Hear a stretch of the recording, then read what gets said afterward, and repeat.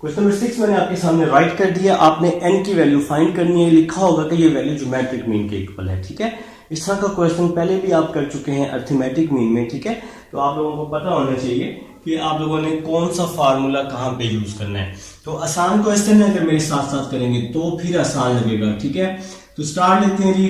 a n plus b n over a n minus one b n minus one. Geometric mean का formula होता है ए b का under, उसने कहा positive geometric mean. ठीक है, तो नेक्स्ट चलते हैं जी। नेक्स्ट आपके पास क्या बनेगा, ये वैल्यू यहाँ पे डिवाइड हो रही है, यहाँ आके क्या कर दी मैंने, मल्टीप्लाई कर दूंगा नेक्स्ट स्टेप में। देखें जी, a n plus b n is equal to a b का अंडर रूट। इस अंडर रूट को मैंने अलग अलग कर दिया। ए को मैंने 1/2 के साथ भी कर दिया, बी को भी मैंने 1/2 के साथ कर दिया। ये डिवाइड है, यहां आके क्या हो जाएगा, मल्टीप्लाई हो जाएगा। इसमें कोई चेंजिंग नहीं आएगी, इसको हमने एज इट इज ही लिख दिया। अब नेक्स्ट चलते हैं जी। A n plus b N वैसे ही आ जाएगा। इसको मैं अब अंदर मल्टीप्लाई कर रहा हूं। इस पूरी वैल्यू एक सिंगल वैल्यू है ना, अब ये एक पूरी सिंगल वैल्यू कंसीडर हो। इसको जब मैं इस फर्स्ट के साथ मल्टीप्लाई करूंगा, ये भी ए है, ये भी ए है। देखिएगा कंफ्यूजन ना हो, ए एन माइनस वन और इसकी पावर क्या है जी, 1/2 है। तो ये बेस सेम थी ना इन दोनों की, ये ए भी है ये भी ए है, इन दोनों की बेस सेम थी। पावर्स को ऐड कर दिया और ये साथ वाला बी मैंने वैसे का वैसे ही लिख दिया है। अब इस पूरी वैल्यू को जब मैं इसके साथ मल्टीप्लाई करूंगा तो क्या होगा, a 1/2 साथ में b आ जाएगा, b की power n minus one plus 1/2। कोई बच्चा बता दे ये प्लस 1/2 कैसे है भाई, ये भी b है ये भी b है, इन दोनों की बेस सेम है तो पावर्स को मैंने क्या कर दिया है, ऐड कर दिया है। ठीक है, नेक्स्ट चलते हैं जी। a n plus b n is equal to a n minus one plus 1/2, तो माइनस 1/2 बच जाएगा। आप लोगों ने इसका एलसीएम लिया है। ठीक है, अगर किसी को एलसीएम लेना नहीं आता तो वो कैलकुलेटर पे लिखे -1 प्लस 1/2, तो आंसर -1/2 आएगा। नेक्स्ट चलते हैं जी। ए 1/2 बी एन आ जाएगा वैसे ही, -1 प्लस 1/2 -1/2 हो जाएगा। कोई कंफ्यूजन नहीं होनी चाहिए। ठीक है, अब ये पूरी वैल्यू प्लस है, इस साइड पे आके मैंने क्या कर दी, माइनस कर दी। ए एन, ये पूरी वैल्यू प्लस है ना, तो यहां आके माइनस कर दी। n माइनस 1/2 b 1/2 आ जाएगा is equal to a 1/2 b n minus 1/2। ये वैल्यू वैसे ही लिख दी, ये प्लस बी एन है तो इस साइड पर आकर माइनस बी एन हो जाएगा। ठीक है, अब नेक्स्ट चलते हैं। ए एन माइनस 1/2 मैं क्या ले रहा हूं, कॉमन ले रहा हूं। ये वैल्यू मैं कॉमन ले लूंगा। ए एन माइनस 1/2 मैंने कॉमन ले ली। ए एन माइनस 1/2 कॉमन ले लिया। आपको पता है कि जो वैल्यू कॉमन लेते हैं वो नीचे सबके साथ डिवाइड होती है, तो मैंने इसको ए एन माइनस 1/2 को इसके नीचे भी डिवाइड कर दिया, माइनस इसके नीचे भी डिवाइड कर दिया। ए एन माइनस 1/2 बी 1/2 ओवर, ये कॉमन वाला कंसेप्ट मैंने अच्छे से आपको 6.3 में भी समझाया। तो ये बहुत आसान तरीका है। टीचर्स क्या करते हैं, डायरेक्ट बता देते हैं बच्चों को कंफ्यूजन होती है। देखिए ना, कॉमन लेना मैंने समझाया था कि भाई 4 + 2 है ना, इसमें से 2 कॉमन लेते हो तो 2 + 1 बचता है। क्यों बचता है 2 + 1? देखो, जब मैंने इसमें से 2 कॉमन लिया ना, मैंने 2 कॉमन लिया तो 2 इसके नीचे भी डिवाइड होगा, 2 इसके नीचे भी डिवाइड होगा। ठीक है, तो यहां पर कुछ ऐसा ही किया है। जब ए एन माइनस 1/2 कॉमन लिया है ना, तो ए एन माइनस 1/2 फर्स्ट के नीचे भी डिवाइड होगा, सेकंड के नीचे भी डिवाइड होगा। अब इसी तरह यहां पर भी इन दोनों में से बी एन माइनस 1/2 कॉमन ले लिया। अब ये बी एन माइनस 1/2 इसके नीचे भी डिवाइड होगा, a 1/2 b n minus 1/2 over b n minus 1/2 इसके नीचे भी डिवाइड होगा, b n over b n minus 1/2 इसके नीचे भी डिवाइड हो जाएगा। तो हमने इसको दोनों के नीचे डिवाइड किया है। अब कुछ बच्चों को कंफ्यूजन होगी कि ये -1/2 ही क्यों कॉमन लिया, तो भाई -1/2 इन दोनों में लाई कर रहा है, पावर छोटी है, तो मैंने आपको इस तरह छोटा सा कंसेप्ट दे रहा हूं ताकि आपको आसानी से समझ आए। इन दोनों में जो छोटी पावर है n-1/2 है, तो ये n-1/2 मैंने क्या ले लिया, कॉमन ले लिया। तो छोटी वैल्यू होगी वो कॉमन लेंगे, तो फिर आपके लिए क्या हो जाएगी, आसानी हो जाएगी। ठीक है, आसानी पता है ना क्या होती है। चलिए नेक्स्ट चलते हैं, यहीं पे कर लेते हैं। हाँ चलें यहीं पे कर लेते हैं, बल्कि वहां पे कर लेते हैं, कोई इशू नहीं, कोई नहीं, कंप्लीट हो जाएगा इंशाल्लाह। चलिए यहाँ पे करते हैं जी। देखिए जी क्या होगा, अब क्या होगा देखिएगा, ये वाली an-1/2 ये वैल्यू वैसे ही लिख रहा हूं, इस वैल्यू में कोई चेंजिंग नहीं ला रहा। an-1/2 वैसे का वैसे ही लिख दिया। an देखिए जी इन दोनों की बेस सेम है, तो ये +n है, ऊपर आके -n हो जाएगा। ये -1/2 है, ऊपर आके +1/2 हो जाएगा। ठीक है, अब इसके बाद देखें an-1/2 से an-1/2 क्या हो गया, कैंसिल हो गया भाई, इसको हमने भगा दिया, तो यहां पे बच गया सिर्फ b1/2 बच गया। ठीक है, इज इक्वल टू ये वाली वैल्यू वैसी ही आ जाएगी। एक एक स्टेप करके दिखा रहा हूं ताकि आपको समझ आए, कोई स्टेप नहीं छोड़ रहा। bn-1/2 जरा समझिएगा बात को, bn-1/2 से bn-1/2 क्या हो गया, कैंसिल हो गया, तो आपके पास सिर्फ और सिर्फ a1/2 बच जाएगा माइनस bn।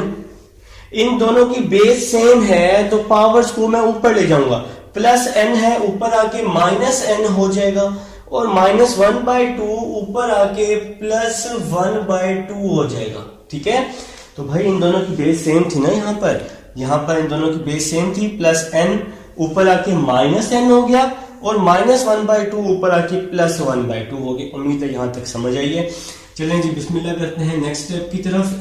an-1/2 वैसे ही आ जाएगा।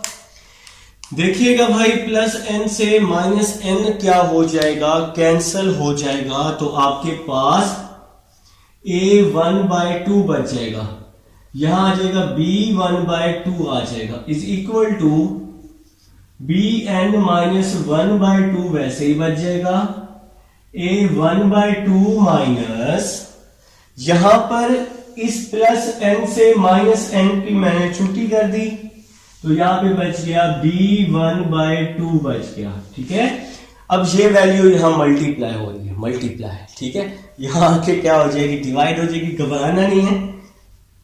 an-1/2 ये मल्टीप्लाई है, यहां आके डिवाइड हो जाएगा, इज इक्वल टू ये वैल्यू वैसे ही आ जाएगी, a1/2 माइनस b1/2 ओवर ये वैल्यू मल्टीप्लाई हो रही है, यहां आके क्या हो जाएगी, डिवाइड हो जाएगी बाद रो। ठीक है, नेक्स्ट चलते हैं। इन दोनों की पावर सेम है ना, इसको मैंने क्या लिखा, होल की पावर में लिख दिया, a/b n-1/2। ये पूरी वैल्यू क्या हो गई, कैंसिल हो गई, इसको हमने कैंसिल कर दिया, तो यहां 1 बच गया। किसी भी चीज की पावर जीरो किसके इक्वल होती है, 1 के इक्वल होती है, तो इस 1 को लिखा a/b की पावर 0, इस 1 को क्या लिखा, a/b की पावर 0। अब इन दोनों की बेस सेम है, तो पावर्स को मैंने इक्वल कर लिया। ये काम आपने 9th-10th में सीखा हुआ है। -1/2 यहां पे क्या हो जाएगा, आके +1/2 हो जाएगा, और ये बहादुरों n का आंसर आ चुका है। ये था जी क्वेश्चन नंबर 6 था। उम्मीद है जी क्वेश्चन नंबर 6 की आपको समझ आई है, तो अच्छे से समझ आई होगी। अब हम चलेंगे जी अपने क्वेश्चन नंबर 7 की तरफ। इसको हम लोग कर रहे हैं जी, रेस कर रहे हैं, ताकि क्वेश्चन नंबर 7 हम लोग कर सकें।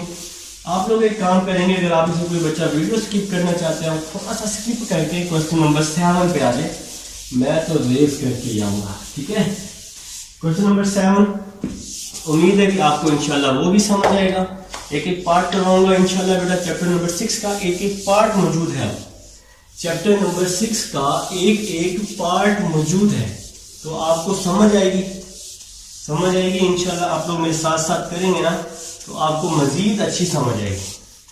आप लोगों ने बस एक काम करना है, साथ साथ अटेम्प्ट करना है। साथ साथ अटेम्प्ट करेंगे ना मेरे साथ साथ तो फिर आपको सारी समझ आएगी। ठीक हो गया जी। क्वेश्चन नंबर 7 चलते हैं जी। क्वेश्चन नंबर 7 की तरफ इसको मैं अच्छे से रेज कर देता हूँ। आप लोग स्किप करके वीडियो को थोड़ा सा क्वेश्चन नंबर 7 की तरफ ले आए। मैं जरा बोर्ड क्लियर कर लूँ थोड़ा सा। चलिए जी क्वेश्चन नंबर 7 की तरफ चलते हैं। देखिए क्वेश्चन नंबर 7 है, वो कह रहे थे arithmetic mean of two positive integral number exceeds their positive geometric mean by 2 and their sum is 20. Find the numbers.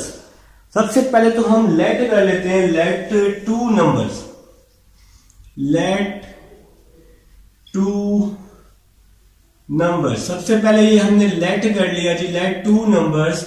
एक ए लेट कर लिया, एक हमने बी लेट कर लिया। ठीक है, अब फिर से समझते हैं, फिर से समझेंगे। कह रहे कि फाइंड द नंबर्स, कंडीशन में लिखा हुआ है इन नंबर्स का सम 20 है। एक कंडीशन ये दी हुई है, एक कंडीशन दी हुई है कि अर्थमेटिक मीन जो है वो एक्सीड कर रहा है पॉजिटिव ज्योमेट्रिक मीन बाय 2। एक ये कंडीशन है। ठीक है, सबसे पहले हम कंडीशन फाइंड कर लेते हैं। इसका जो सम है वो 20 के इक्वल है। तो सबसे पहले हम लिखते हैं सम इज इक्वल टू 20। तो मतलब a plus B is equal to 20। इसको नाम दे देता हूं इक्वेशन 1 का। ठीक है, अब नेक्स्ट देखते हैं, फिर से देखते हैं। वो कह रहे हैं कि arithmetic mean of two positive integral numbers exceeds their positive geometric mean by 2।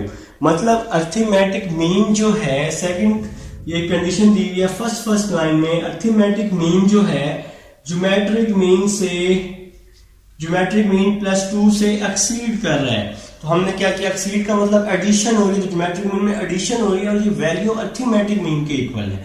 ठीक है, ये आपके पास क्वेश्चन की स्टेटमेंट में गिवन था, मैंने खुद से कुछ भी नहीं लिखा। ठीक है, तो अर्थमेटिक मीन का क्या फार्मूला होता है, a plus B over 2। Geometric mean का क्या होता है, a b का under root. a plus B किसके इक्वल है, 20 के। तो a प्लस बी की जगह 20 पुट कर दिया, प्लस 2 यहां के -2 हो गया, a b का अंडर रूट लिख दिया। 20 को 2 पे डिवाइड किया, 10 हो जाएगा, 10 माइनस 2 हो जाएगा, 2 1 जार 2, 2 10 जार 20 ना। a b का अंडर रूट हो जाएगा 8 आ जाएगा, a b का under root taking square on both side, 8 का square 64 is equal to a b। तो b या a की वैल्यू आप निकालें, अगर हम b निकालते हैं तो a यहां पे क्या हो जाएगा, आके डिवाइड हो जाएगा। तो यहां से मैंने b की वैल्यू निकाल ली, इसको मैंने नाम दे दिया इक्वेशन 1। हम पहले ही दे चुके हैं तो हमें इसको इक्वेशन 2 का नाम देना पड़ेगा। ठीक है, अब हम नेक्स्ट चलते हैं जी, नेक्स्ट चलते हैं। अब इक्वेशन 1 ले लूंगा मैं और ये वैल्यू इक्वेशन 1 में क्या कर दूंगा, पुट कर दूंगा। देखिए फ्रॉम इक्वेशन 1, फ्रॉम इक्वेशन 1। तो इक्वेशन 1 है जी a plus B is equal to 20। तो b की क्या वैल्यू निकाली, 64 ओवर a। तो b की जगह मैंने पुट कर दिया 64 over a is equal to 20। अब मैं इसका क्या ले रहा हूं, एलसीएम ले रहा हूं। ठीक है, इसके नीचे 1 है ना, नीचे वाली वैल्यूज को मल्टीप्लाई, बाकी वैल्यूज को cross multiply, a square plus 64 is equal to 20। a को यहां मल्टीप्लाई कर दूंगा, a square plus 64 is equal to 20a आ जाएगा। तो 20a यहां के क्या हो जाएगा, -20a हो जाएगा, प्लस 64 हो जाएगा। ठीक है, अब इसके फैक्टर आपको आते हैं बनाने, फैक्टर जिसको नहीं आते वो क्वाड्रेटिक लगा लेगा। तो 16 और 4 इसका पेयर बन रहा है, 16 और 4 इसका पेयर बन रहा है जनाब। इन दोनों में से a कॉमन, a -16, इन दोनों में से -4 कॉमन, a -16 आ जाएगा। ठीक है, तो a -16, a -4, तो इन दोनों को मैंने 0 के इक्वल किया, a -16 को भी 0 किया, a -4 को भी 0 किया। तो a इज इक्वल टू 16 आ जाएगा, a की वैल्यू आ गई और दूसरी ए की वैल्यू आ जाएगी 4 आ जाएगी। तो ये हमारे पास ए फाइंड हो चुका है। चलें जी, ए तो आ गया। अब हम चलते हैं जी बी की तरफ, बी फाइंड करेंगे। तो बी की अब दो वैल्यूज आएंगी। तो बी है 64 ओवर ए। तो when a is equal to 16, तो सबसे पहले मैं a 16 पुट कर रहा हूं ताकि इक्वेशन 2 में हम पुट करके b निकाल लें। तो from equation 2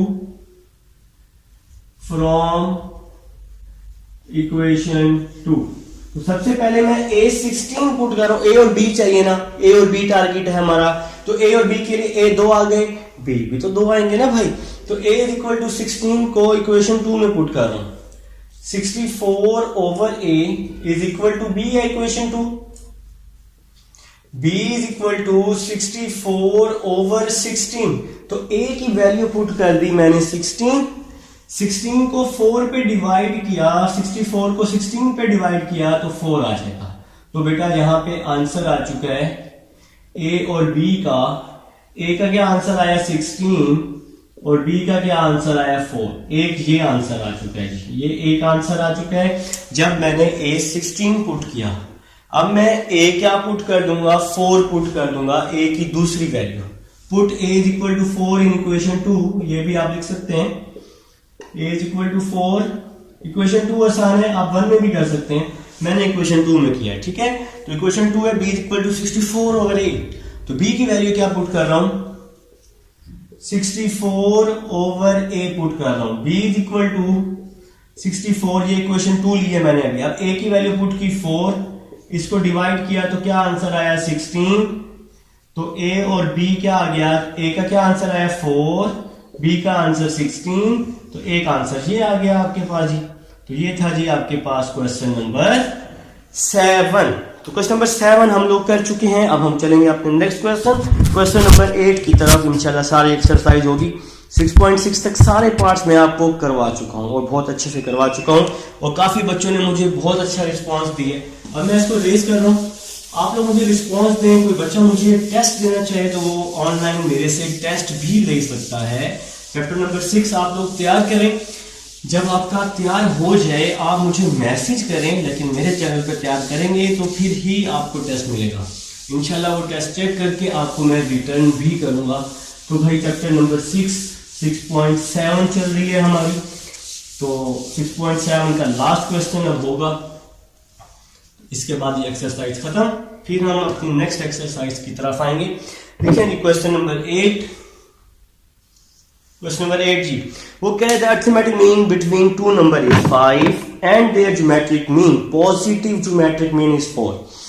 find the numbers. तो नंबर्स आपने फाइंड करने हैं, लिख लेंगे जी। Question number 8, let two numbers. तो ये 2 नंबर्स आपने लेट कर लिए, ए और बी।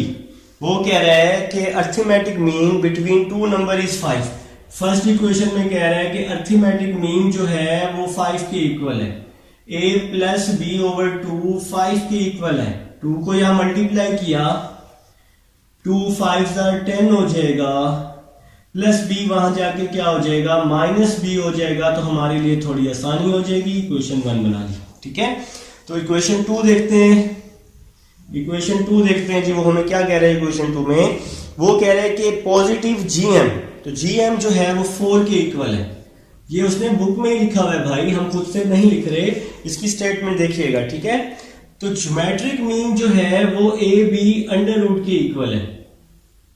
अब हम इसका दोनों तरफ क्या ले लेंगे, स्क्वायर ले लेंगे, ठीक हो गया। इसका दोनों तरफ स्क्वायर ले लिया, ए बी आ जाएगा, 4 का स्क्वायर 16 हो जाएगा। यहां से बी की वैल्यू निकाल लेते हैं, 16 ओवर ए आ जाएगी। इसको नाम दे दिया इक्वेशन 2 का, ठीक है।